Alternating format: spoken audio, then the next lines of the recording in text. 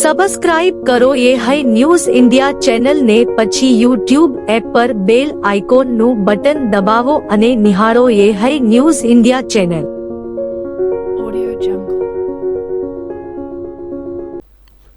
બનાસકાંઠા જિલ્લાના ઓગળ વિસ્તારમાં આવેલ ઉણ ગામે બનેલી એક ઘટનાનો વિડીયો સોશિયલ મીડિયામાં વાયરલ થતા વિસ્તારમાં ભારે ચર્ચા જગાવી છે.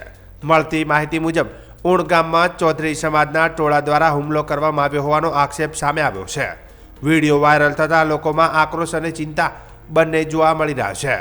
આ ઘટનાને લઈને શંકર ચૌધરીનું મહત્વપૂર્ણ નિવેદન સામે આવ્યું છે.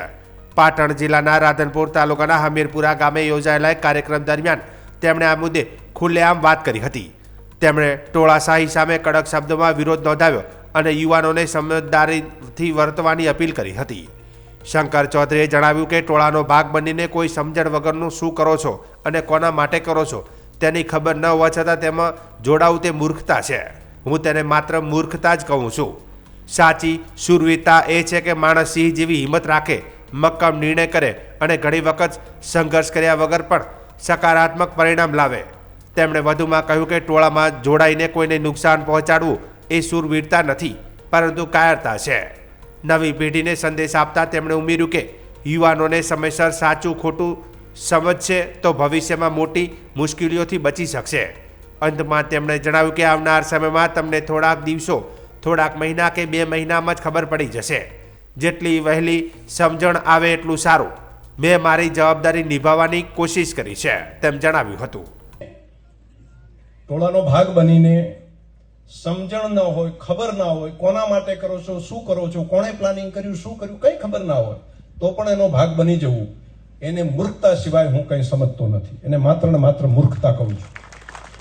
બાકી સુરવીરતા સિંહ જેવી હોય કે નિર્ણય કરે, એની મક્કમતા હોય અને ઘણી વખત એને સંઘર્ષ કર્યા સિવાય જ એનું પરિણામ લાવી શકે. સુરવીરતા એ કહેવાય. સુરવીરતા ટોળાનો ભાગ બની જવું અને કોઈને નુકસાન કરવું એ કોઈ સુરવીરતા નથી હોતી. એ તો કાયરતા હોય છે, પલાયનવાદ હોય છે. નવી પેઢી માટે મારો એક આ સંદેશો પણ બધાની વચ્ચે હતો અને આ પેઢી તમને હું જે મારો આ સંદેશો છે આવનારા સમયમાં તમને કેટલાકને મહિને ખબર પડે, કેટલાકને 2 મહિને પડે, કેટલાકને 4 મહિને પડે, કેટલાકને 12 મહિને પડે છે. જેટલાને વહેલી ખબર પડે એટલું સારું. એટલે મેં મારું કર્તવ્ય બજાવ્યું. કેન્દ્ર સરકારે રાજ્યો માટે કોમર્શિયલ એલપીજીના ફાળવણી કોટામાં 20% વધારો કર્યો છે, જેનાથી હવે કુલ કોટો 70% થયો છે. પેટ્રોલિયમ સચિવ નીરજ મિત્તલે રાજ્યોને પત્ર લખીને સૂચના આપી છે કે આ વધારાનો લાભ સ્ટીલ, ઓટોમોબાઈલ, કપડાં અને કેમિકલ જેવા શ્રમલક્ષી ઉદ્યોગોને પ્રાથમિકતાના ધોરણે આપવામાં આવે, જેથી ઔદ્યોગિક જરૂરિયાતો પૂરી કરી શકાય. પેટ્રોલિયમ સચિવે પત્રમાં સ્પષ્ટ કહ્યું કે અત્યાર સુધી વાણિજ્ય ગેસની ફાળવણી સંકટ પૂર્વેના સ્તરના માત્ર 50% જ આપવામાં આવતી હતી, જેમાં હવે 20%નો વધારાનો પ્રસ્તાવ છે. આ વધારા પછી બિન ઘરેલું એલપીજીની કુલ સપ્લાય હવે સંકટ શરૂ થતાં પહેલાંની માંગના 70% સુધી પહોંચી જશે. વાવ થરાદ એસઓજી ટીમે થરાદ પોલીસ સ્ટેશન વિસ્તારમાં મડાલ ગામની સીમમાંથી પસાર થતા રાહ જેતળા રોડ પરથી ભારતીય બનાવટનો વિદેશી દારૂ ઝડપી પાડ્યો છે. ગાડીમાંથી કુલ 2249 બોટલો દારૂ મળી આવ્યો હતો, જેની કુલ કિંમત 10,75,494 આંકવામાં આવી છે. વાવ થરાદ જિલ્લા એસઓજી શાખાનો police staff Tharad police station વિસ્તારમાં પેટ્રોલિંગ અને વાહન ચેકિંગ કરી રહ્યો હતો. તે દરમિયાન રાહ જેતળા તરફથી જતા રસ્તા પર મડાલ ગામની સીમમાં રાહ તરફથી આવતા વાહનોનું ચેકિંગ ચાલી રહ્યું હતું. ચેકિંગ દરમિયાન એક ગાડી આવતા તેને રોકાવી તપાસ કરવામાં આવી હતી અને ગાડીના પાછળના ભાગે બોડીના તળિયાના ભાગે કંપની દ્વારા લગાવેલી ચાદરની જગ્યાએ અલગથી પતરાની ચાદર નીચે એક ચોરખાનું બનાવેલું હતું. આ ચોરખાનાની સ્લાઇડર ખસેડીને જોતા તેમાંથી ગેરકાયદેસર દારૂ મળી આવ્યો હતો. આ ચોરખાનામાંથી ભારતીય બનાવટના વિદેશી દારૂ બિયરની કુલ 2249 બોટલો મળી આવી હતી, જેની કિંમત ₹4,65,494 થાય છે. દારૂ અને ગાડી સહિત કુલ ₹10,75,494નો મુદ્દામાલ જપ્ત કરવામાં આવ્યો છે. પોલીસે ગાડી ચાલકને પકડી પાડી દારૂ ભરાવનાર અને મંગાવનાર સહિત કુલ 3 ઈસમો વિરુદ્ધ થરાદ પોલીસ સ્ટેશન ખાતે પ્રોહિબિશન એક્ટ હેઠળ કાયદેસરની કાર્યવાહી હાથ ધરી હતી. વાવ થરાદ જિલ્લામાં ફરી એકવાર માર્ગ અકસ્માતની દુર્ઘટનાએ ચકચાર મચાવી છે. થરાદ સાચોર હાઈવે પર મોડી રાત્રે થયેલા ગંભીર અકસ્માતમાં થરાદના એક યુવકનું દુઃખદ મોત નીપજ્યું છે, જ્યારે 3 થી 4 લોકો ઈજાગ્રસ્ત બન્યા છે. મળતી માહિતી મુજબ મોડી રાત્રે હાઈવે પર 2 વાહનો વચ્ચે જોરદાર અથડામણ થતાં અકસ્માત સર્જાયો હતો. અથડામણ એટલી ભયાનક હતી કે વાહનોને ભારે નુકસાન થયું હતું. તેમાં સવાર લોકો ગંભીર રીતે ઘાયલ થયા હતા. અકસ્માત બાદ સ્થાનિક લોકોને રાહદારીઓ તાત્કાલિક ઘટના સ્થળે દોડી આવ્યા હતા અને બચાવ કામગીરી હાથ ધરી હતી. ઘાયલોને તરત જ નજીકની ખાનગી હોસ્પિટલમાં ખસેડવામાં આવ્યા હતા, જ્યાં સારવાર દરમિયાન થરાદના એક યુવકનું મોત નીપજ્યું હોવાનું સામે આવ્યું છે. આ બનાવને કારણે પરિવારજનોમાં શોકની લાગણી ફેલાઈ ગઈ છે. આ અકસ્માતમાં અન્ય 3 થી 4 લોકો ઈજાગ્રસ્ત થયા છે, જેમની હાલ ખાનગી હોસ્પિટલમાં સારવાર ચાલી રહી છે, તો કેટલાક ઘાયલોની સ્થિતિ ગંભીર હોવાની પણ માહિતી મળી રહી છે. ઘટનાની જાણ થતાં જ પોલીસ તંત્ર તરત જ ઘટનાસ્થળે પહોંચી ગયું હતું અને સમગ્ર મામલે તપાસ હાથ ધરવામાં આવી છે. પ્રાથમિક તારણ મુજબ વાહનોની ઝડપ અને બેદરકારી અકસ્માતનું કારણ હોઈ શકે છે, જો કે હકીકત તપાસ બાદ જ સ્પષ્ટ થશે.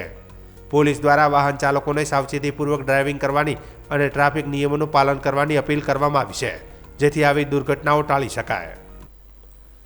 સમગ્ર વિશ્વ જ્યારે આજે ઈંધણ અને સીએનજીની કટોકટીનો સામનો કરી રહ્યો છે, ત્યારે ગુજરાતની બનાસ ડેરીએ દુનિયાને એક નવી આશા બતાવી છે. બનાસકાંઠાની ધરતી પરથી એક એવો વિચાર સાકાર થયો છે કે જે ભારતનું ભાગ્ય બદલી શકે છે. શંકરભાઈ ચૌધરીના નેતૃત્વમાં હવે ખેડૂત માત્ર અન્નદાતા નહીં પણ ઉર્જાદાતા બનવા જઈ રહ્યો છે. જ્યારે પણ દૂધની વાત આવે ત્યારે બનાસ ડેરીનું નામ મોખરે હોય છે, પરંતુ હવે બનાસ ડેરી માત્ર દૂધ પૂરતી સીમિત નથી રહી. શંકરભાઈ ચૌધરીના દૂરદેશી નેતૃત્વ હેઠળ બનાસ ડેરી હવે એક એનર્જી હબ તરીકે ઉભરી આવી છે.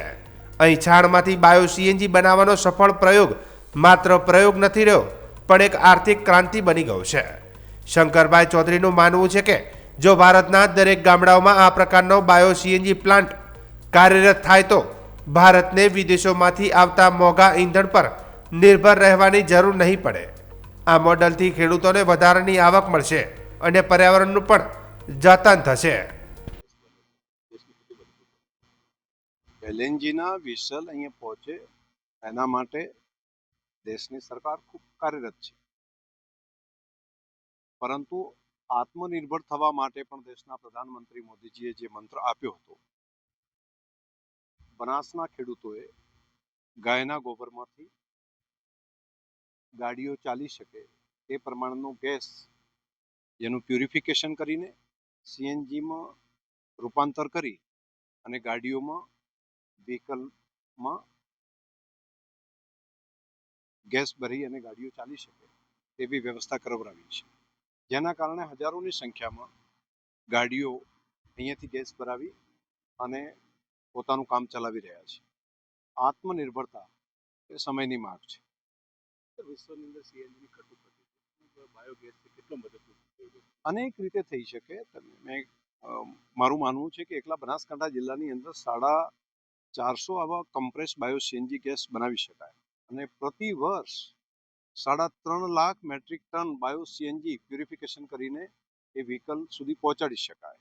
આવું જો એક જિલ્લો આવું કરી શકે તો પૂરા દેશની અંદર પણ કરોડોની માત્રામાં ગાય ભેંસ છે, તેના ગોબર છે અને તેના ઉપર જો વિચારીએ તો માત્ર વિદેશથી ગેસ લાવવા ઉપર આધારિત રાખવાની જગ્યાએ આપણે પોતે આત્મનિર્ભર બની શકીએ. એ સ્ટ્રેન્થ આપણા દેશની પણ છે.